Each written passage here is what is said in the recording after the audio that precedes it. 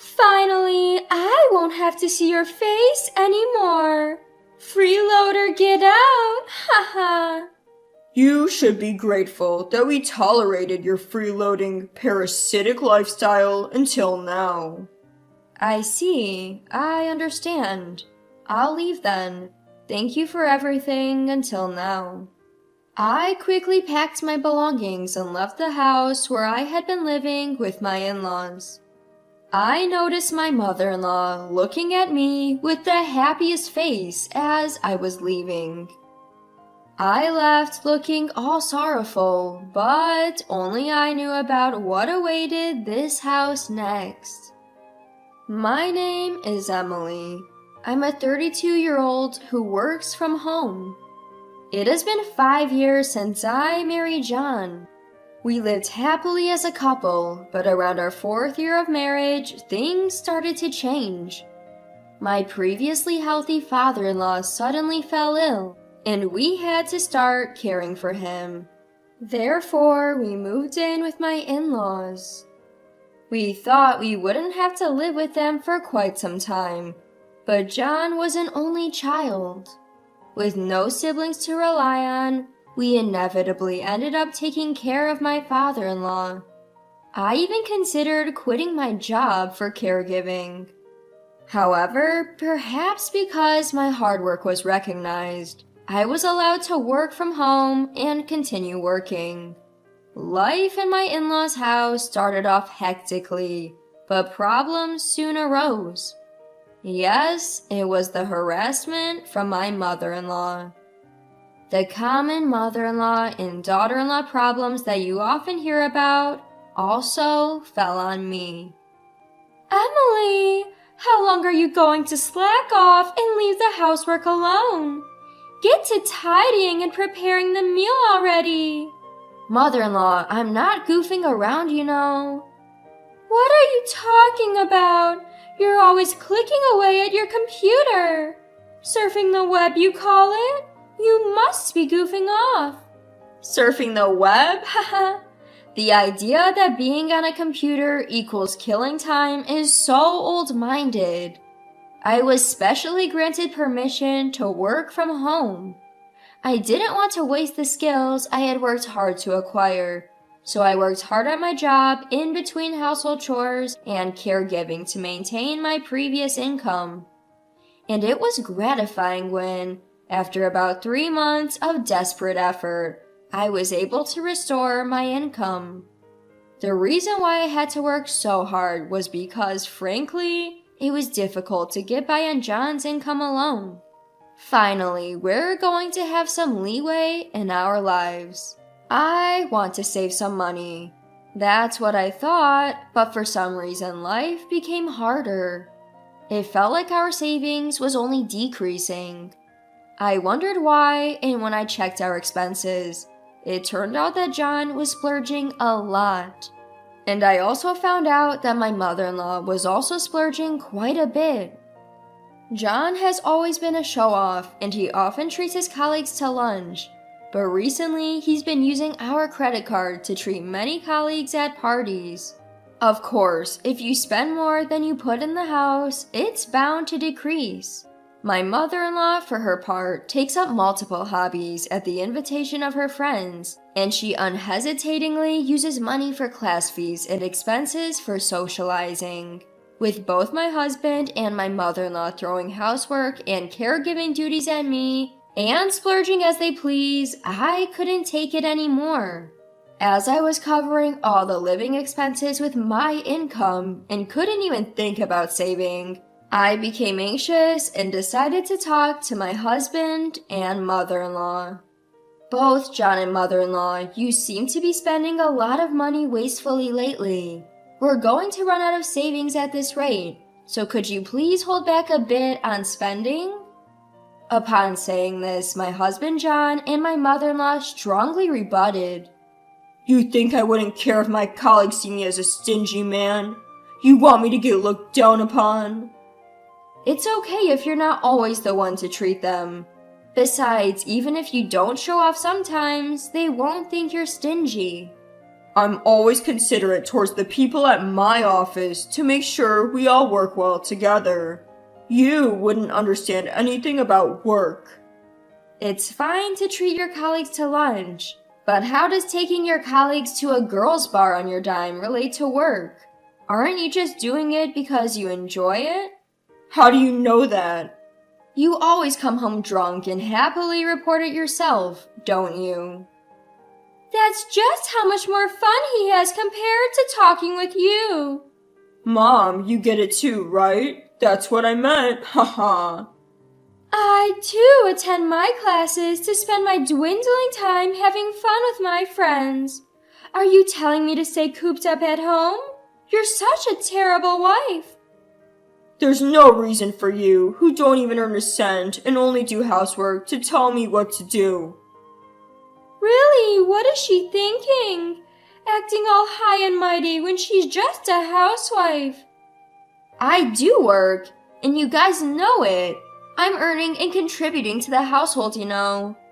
I'm also taking care of your father, not just doing the housework. Don't lie. My mom takes care of my dad, and since you're not even going to the office, you're not earning much, are you? Who the hell do you think you are? Getting all cocky just because you work part-time. Stunned, I was at a loss for words. It seems like this mother-son duo really didn't understand that I was truly working and taking care of the house and father-in-law, all while earning. Moreover, my mother-in-law seemed to have told John that she was the one taking care of my father-in-law, making me look like a lazy housewife.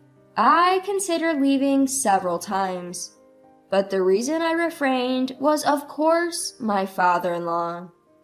My father-in-law has always been very kind to me since I got married to John, and he would always say, "Emily, I'm really sorry that a great daughter-in-law like you has to put up with so much." Father-in-law, I don't mind taking care of you. What are you talking about? I do feel guilty about needing care, but I feel even worse about how my wife and son are treating you. You're being taken advantage of, aren't you? Well, yes. With just John's income, we wouldn't be able to maintain a living.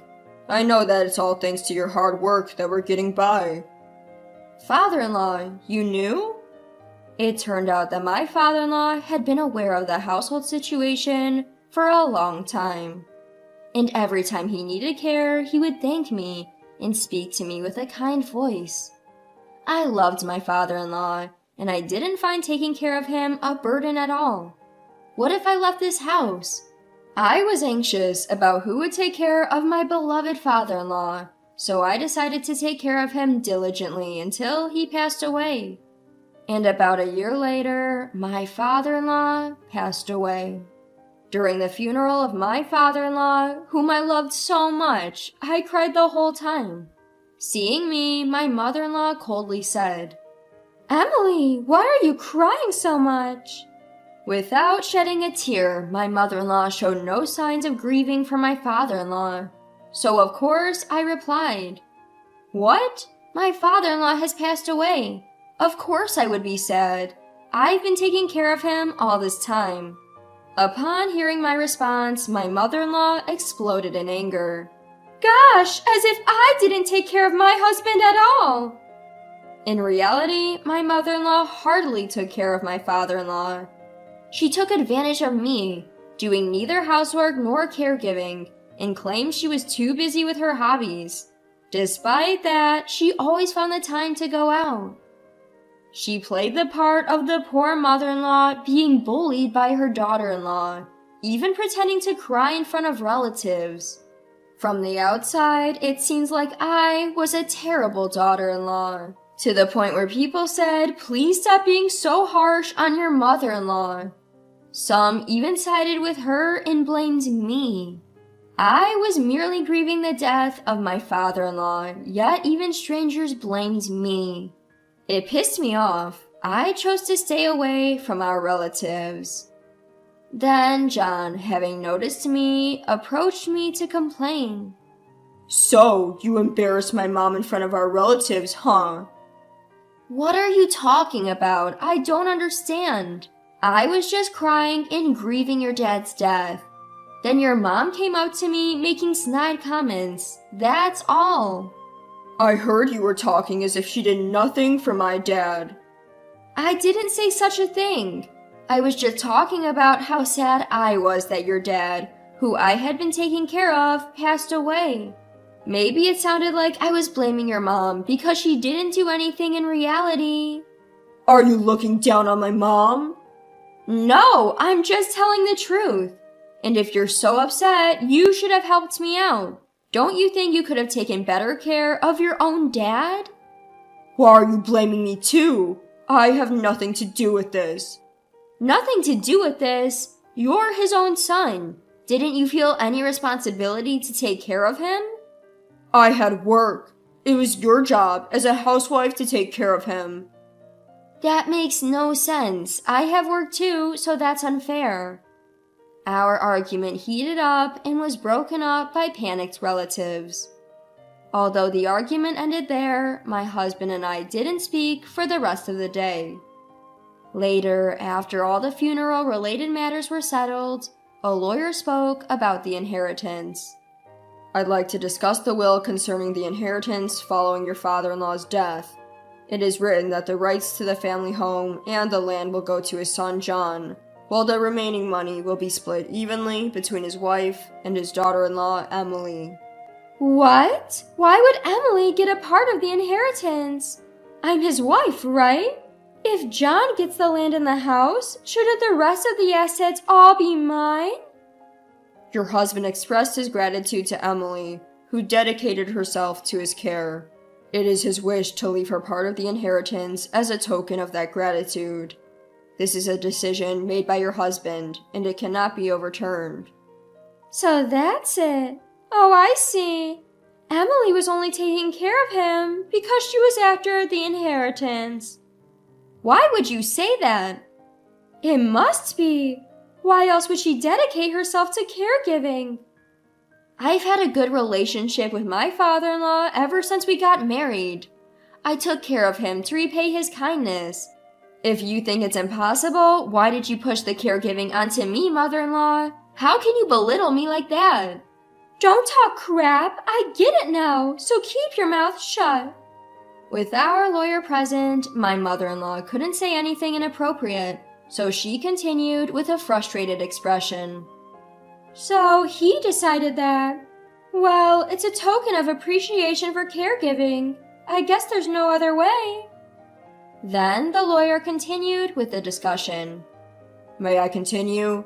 Your father-in-law left a note saying that Emily no longer needs to take care of him. At that moment, my mother-in-law's face, which had been bitter up to then, suddenly lit up with a smile. That's it! That's what it means! I understand now! Huh? What do you mean? Confused by his mother's excitement, my husband seemed completely at a loss. It means that Emily is no longer needed in this house, since she won't have to take care of my husband. The reason for dividing the inheritance was just severance pay, not gratitude. My mother-in-law twisted my father-in-law's will according to her own speculations. My mother-in-law misunderstood my father-in-law's will as my father-in-law and I had intended it to be misunderstood. Actually, there was a discussion between my father-in-law and me while he was still alive. My father-in-law wished to set me free from this house after his death. He planned to use his will to fool my husband and mother-in-law, allowing me to leave the house without any trouble. And just as my father-in-law intended, my mother-in-law, who was completely fooled, is trying to kick me out. While making sure they did not catch on to my true feelings, I pretended to be shocked by the will, saying, "Oh, Father, why would you do such a thing? See, even my husband didn't see you as his precious daughter-in-law. John, you don't need Emily anymore, do you? Just divorce her already." John, you wouldn't say something like divorce, right? I looked at John with tearful eyes. After a long pause, Indeed, it seems better to divorce, he finally said.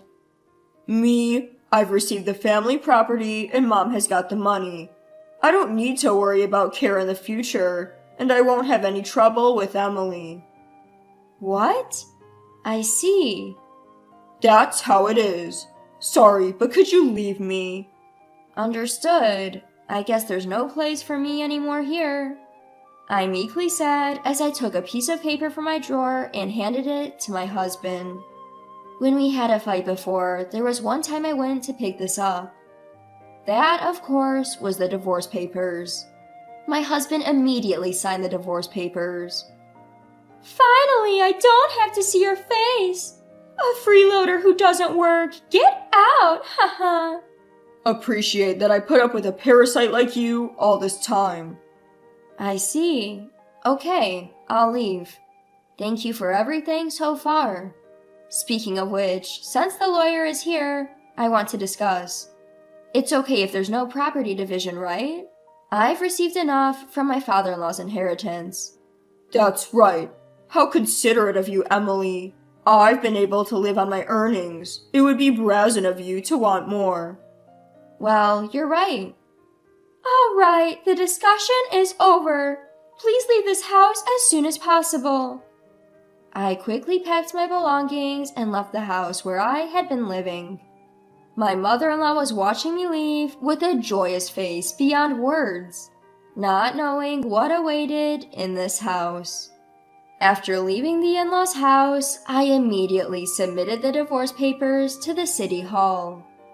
Arriving at the apartment I had rented in advance, I shouted in the wide room alone.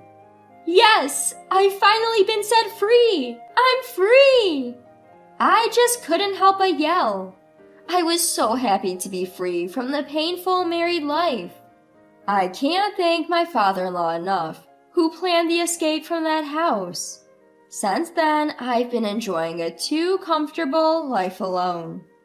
I adapted to working remotely at my in-laws' place. But now that I left, I now have much more time to dedicate to my work. My income has increased due to that, and I'm able to live a luxurious life without being disturbed by anyone. One day, I got a call from my ex-husband, John. It's been a while. What brings you to call me? Emily, please help us.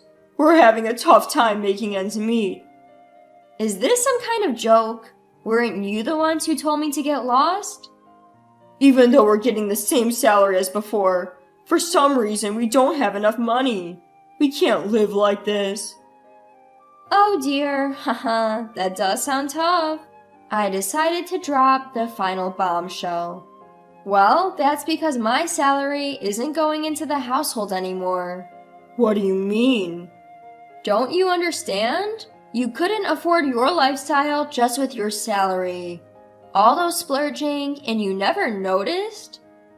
I couldn't afford our lifestyle with my salary alone? Of course not. You've always been squandering all your salary on yourself. The only reason we could get by was because of the money I was bringing in. You and your mother at your ages, your habit of spending is just ridiculous. What? So how much were you making, Emily? Let me see. Back then, it was around $4,800 a month, I guess? You were making that much? Yes, I was. Bet you didn't know that, did you? By the way, now that I don't have any hindrances, I'm making even more. Haha. Even over the phone, I could tell my ex-husband was shaken. Emily, how about we live together again? Huh? It was a mistake to kick you out. It's not too late to start over, right? What are you talking about? It's obvious you're just after my earnings. No, that's not it. I've realized that I still love you, Emily. Don't talk nonsense. I have no desire to return to your place.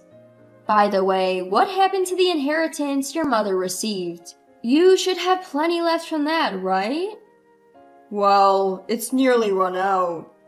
There's no way. She got about $100,000, right? There's no way you could have spent all of it in such a short period of time. We enjoyed shopping and overseas trips. Also, we lost nearly half of it in casinos. Both of you are just hopeless. I'm speechless.